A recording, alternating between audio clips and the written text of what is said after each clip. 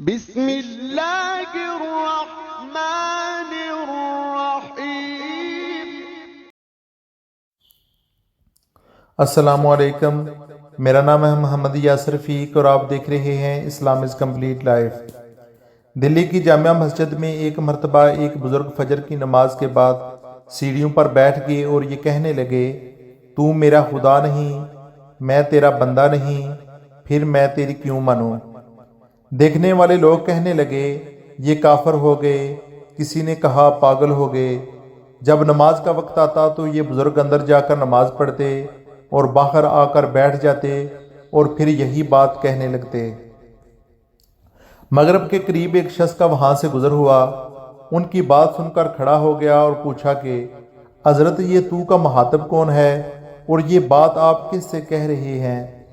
اس پر ان بزرگ کو ہنسی آ گئی اور کہنے لگے، دلی جیسے شہر میں ایک ہی عقل مند نظر آیا، کسی نے مجھے پوچھا ہی نہیں کہ میرا اس تو کا مخاطب کون ہے اور میں کس سے یہ کہہ رہا ہوں۔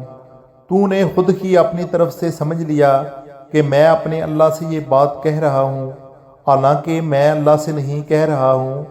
پھر اس شخص سے کہنے لگے، تو نے بڑی عقل مندی کا کام کیا کہ مجھ سے پوچھ لیا، دراصل میرا مخاطب میرا نفس ہے اور میں نفس سے مخاطب ہوں کہ اے نفس، تو میرا خدا نہیں ہے، میں تیرا بندہ اور غلام نہیں ہوں، اس لیے میں تیری کیوں مانوں؟ میں تو خدا کی مانوں گا۔ اس نے کہا کہ یہ بات آپ کیوں فرما رہے تھے؟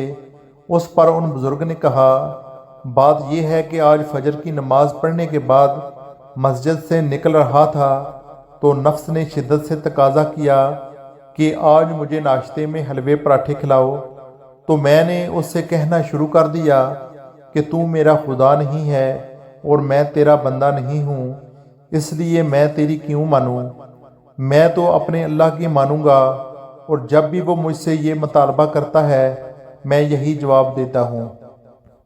اللہ سبحانہ تعالی ہم سب کو عمل کرنے کی توفیق عطا فرمائے، آمین یا رب العالمین۔